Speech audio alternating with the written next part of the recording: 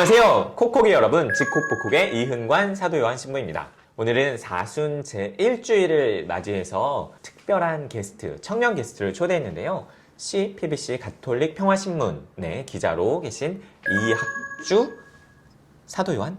요한 크리소스토모입니다. 요한 크리소스토모 형제님을 소개합니다. 어서오세요. 안녕하세요. 네, 기자님, 제가 가톨릭 평화신문이라고 네네. 소개했는데요. 가톨릭 평화신문 아마 교우분들은 많이 아실 텐데 네. 그래도 한마디로 좀 소개해 주신다면 어떤 매체고 어떤 일을 하고 계신지 알려주시겠어요? 네. 가톨릭 평화신문은 제 입을 말하기 좀 그렇지만 저희 가톨릭 교회의 정론지. 정론, 예.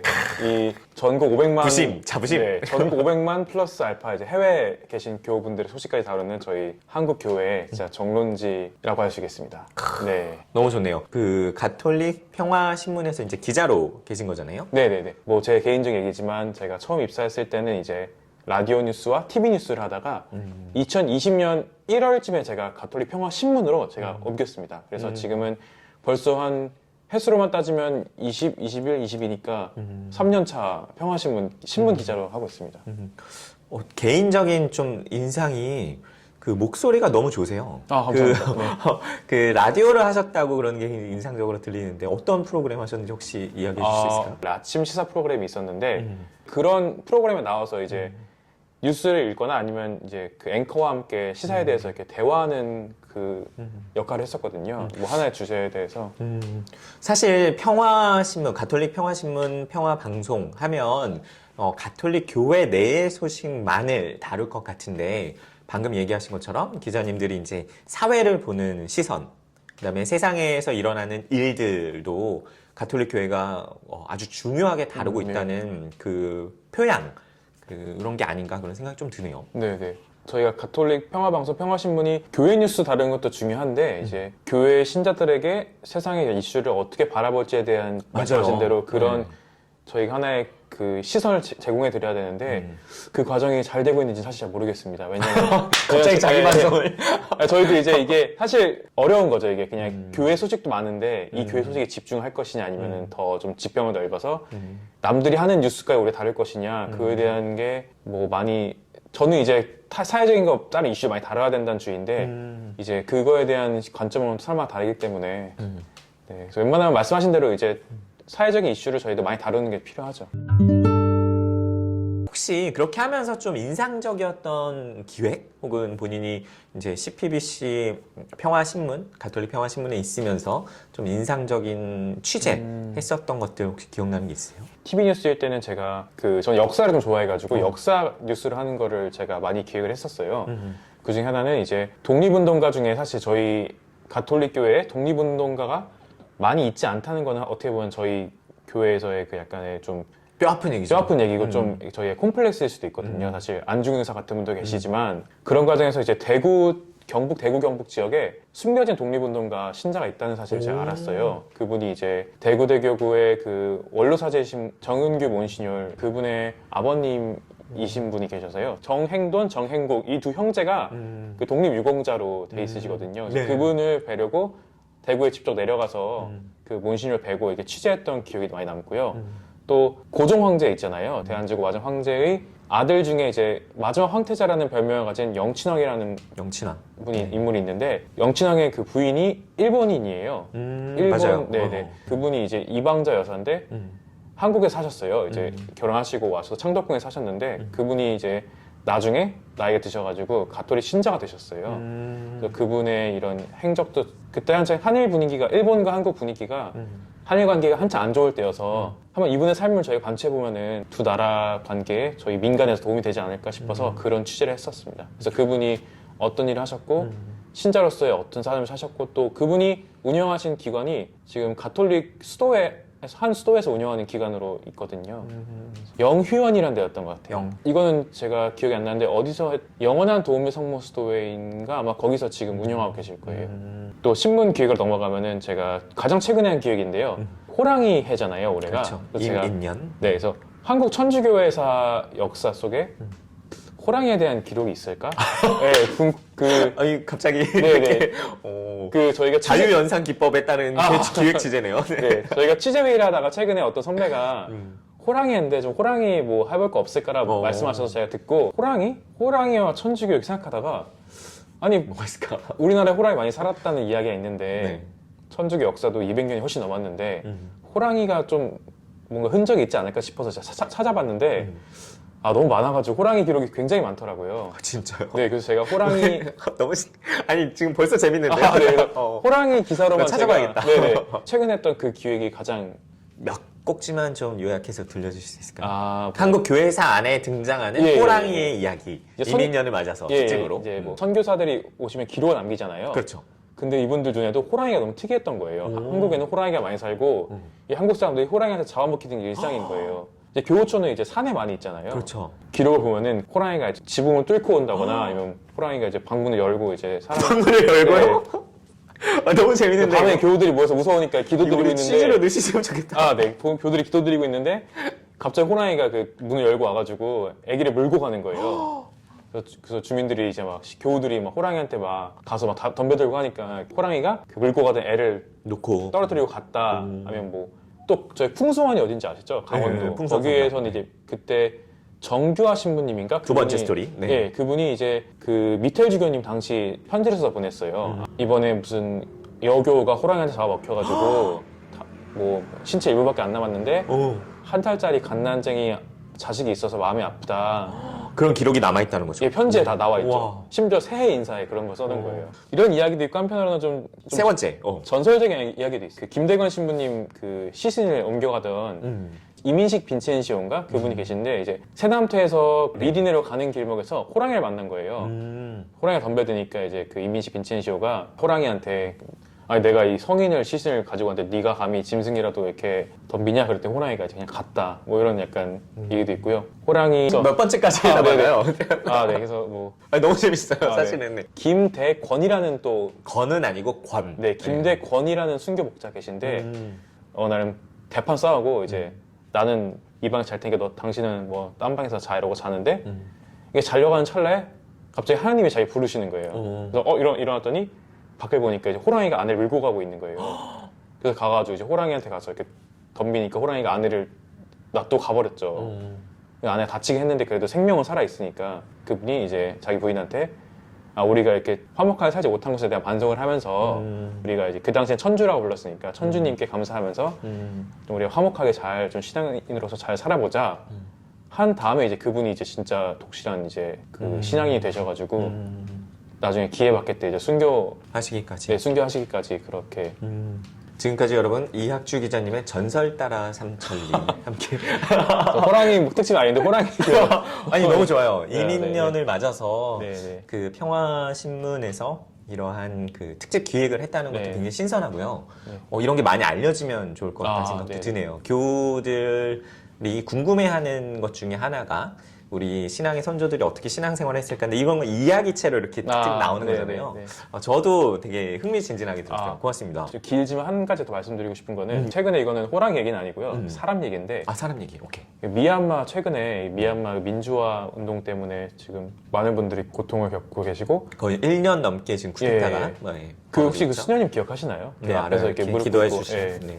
나를 싸라. 네, 나를 그 싸라. 수녀님을 제가 그 영상 인터뷰를 했었어요. 줌으로. 그래서 그 수녀님 인터뷰한 기사를 제가 신문으로도 쓰고 TV 뉴스로 내보냈거든요. 그래서 그 수녀님과 같이 이렇게 인터뷰했던 기억이 요즘도 가끔씩 페이스북으로 이렇게 대화를 하거든요. 지금 건강히 계신가요? 예, 지금은 계시고 최근에 어떤 그 여자분이 아기를 낳으셨는데 갓난해가지고 아기를 못 키우니까 그 수녀님한테 아기를 주고 가셨다고 저한테 페이스북 메시지 보내시더라고요.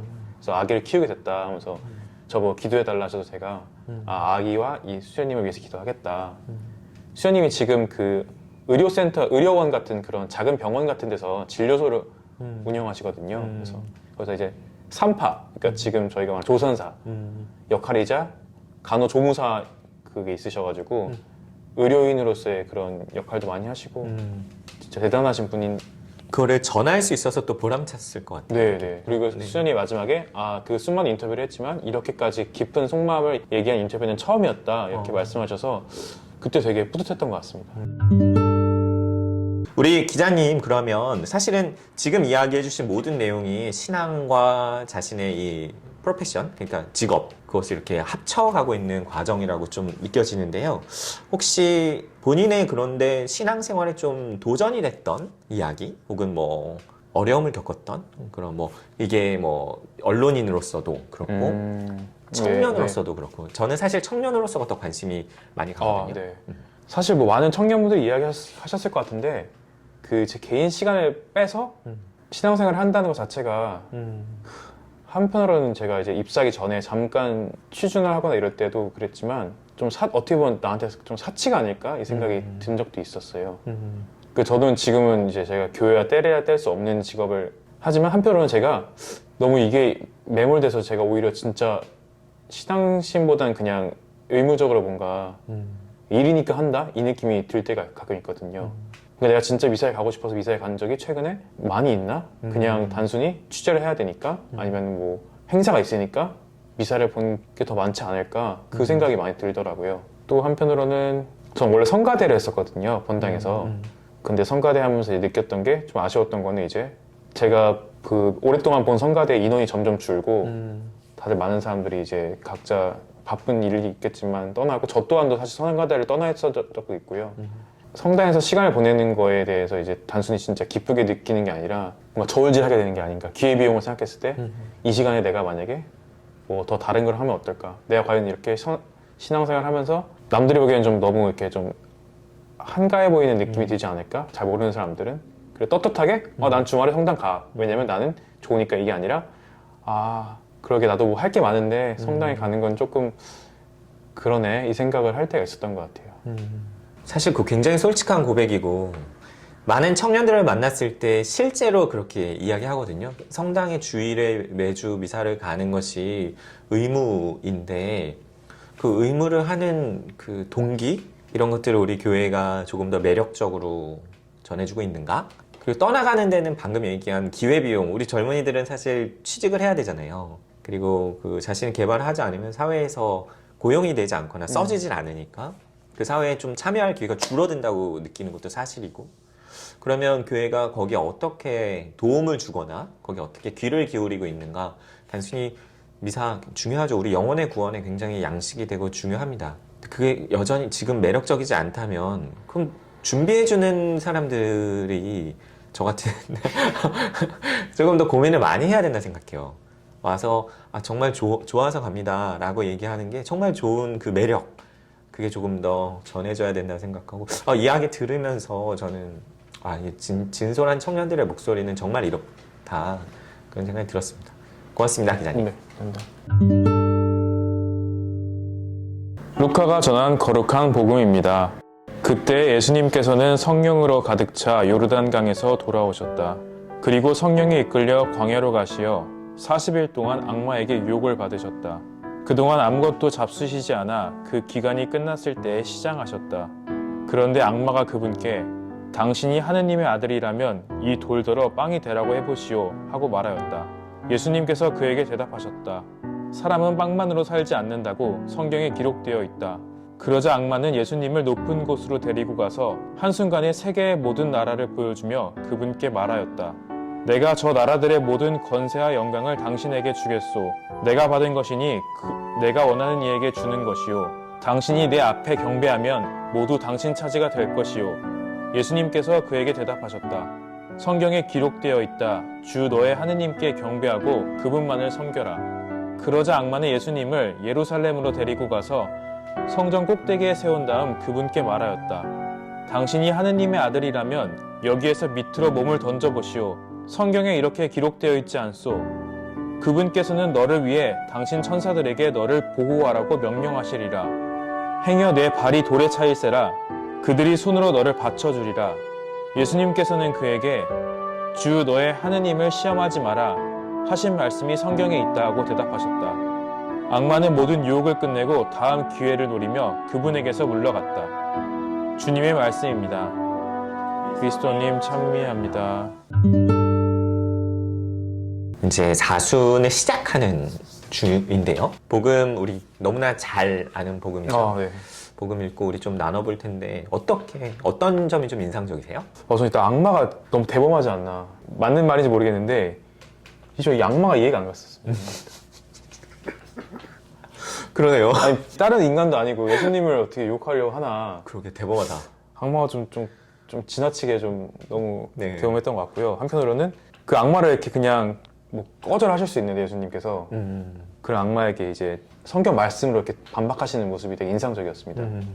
제가 예수님이었으면 악마에게 3번이나 귀찮게 하면은 악마를 뭐 쫓아내셨거나 그냥 없애버리셨을 텐데 그게 우리 악마가 바라는 거였겠죠. 이렇게 분노하고 뭐 어쨌든 간에 자기로 인해서 이제 그 예수님의 이런 영적인 그런 이 여정을 방해하고 그러는 것 같아서 유혹에 넘어가는 것도 문제지만 예수님을 이렇게 혼란스럽게 하고 방해하려는 게 악마의 목적이었던 것 같습니다. 예수님 입장에서 이 악마가 시키는 유혹들은 사실 되게 쉬운 거일 수도 있잖아요. 예수님의 권능으로는 진짜 그냥 뭐 아무렇지 않게 해줄 수 있는 건데 그럼에도 그렇고 이렇게 그런 유혹이 분명히 있으셨는데 그걸 참으셨던 것도 대단하고 저는 또 제가 또 눈여겨봤던 거는 이제 보통 상황이었으면 예수님께서 이렇게 여유가 있으셨을 텐데 특히나 이제 인간의 몸으로 나셨는데 엄청 굶주리시고 힘드시고 할 텐데 진짜 신체적인 그 극단에 치단 상황에서 유혹을 버티셨던 것 자체가 진짜 초인적인 만약 예수님이 아닌 제가 이런 유혹을 받았다면은 딱 3번이나 물릴 수 있을까도 사실 의문이었습니다. 왜냐면 말이 악마지 저한테 만약에 왔을 때 진짜 악마가 무슨 막 머리에 뿔이 나거나 아니면 무슨 괴물의 모습으로 오는 게 아니라 뭔가 제가 의심할 수 없는 그런 뭐 사람의 모습이 나오거나 악마임을 알지 못하는 모습으로 나타날 수도 있죠. 과연 제가 이게 악마고 이게 받아들이면 안 되는 독사가라는 걸 제가 좀 인지할 수 있는 그런 능력이 과연 저에게 있을까? 의문이 많이 들었고요. 쉽게 뭔가 얻을 수 있다는 게 세상에 있을까? 그거를 되게 의문을 많이 가져야 될 것 같습니다. 세상에 쉬운 게 있을까? 노력 없이 이렇게 대가만을 얻을 수 있는 게 있을까? 네, 그래서 뭐 주변에 사실 살면서 많은 사람들 유혹을 받죠. 뭐 이 정도는 괜찮아. 많이 넘어가기도 했었고요, 저도. 근데 넘어가면서 한편으로도 약간 마음 한켠에 남들 더 이렇게 하게 나도 이렇게 해도 되지 않나? 그래도 나라도 그렇게 하면 안 되는 게 아닌가? 이런 생각이 계속 싸우고 있는 것 자체가 제가 좀 아직까지 좀 그때마다 좀 이 복음이 생각이 난 적이 있었어요. 예전에 저는 이 복음을 기억이 안 나는데 예전에 무슨 클레이 애니메이션으로 미라클 메이커. 네네네. 그거 본 적이 있었거든요. 그때 그게 되게 강렬했었습니다. 그때 이렇게 악마가 나타나가지고 무슨 악마가 로마 황제 같은 옷을 입고 나타나서 그러니까 막 나라를 보여주는데 무슨 로마 군단 같은 사람들이 모여서 환호성을 지르고 하는데 그 앞에 계신 예수님이 너무 초라해 보이는 거예요. 막 나물란 옷을 입으시고 막 광야에 헤매시는데 그 앞에는 화려한 막 군대 이런 게 쌓여있는데 그 앞에 초라하신 예수님이 그걸 거절하시는 거 썩 물러가라는 모습에서 아 이 복음이 유명한 이유가 있구나.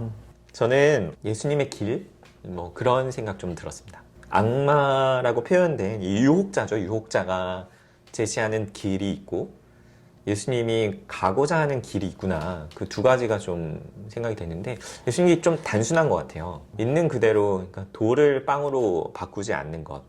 그러니까 그 본인이 부유하게 되고 싶지 않은 것 같아요. 아, 네.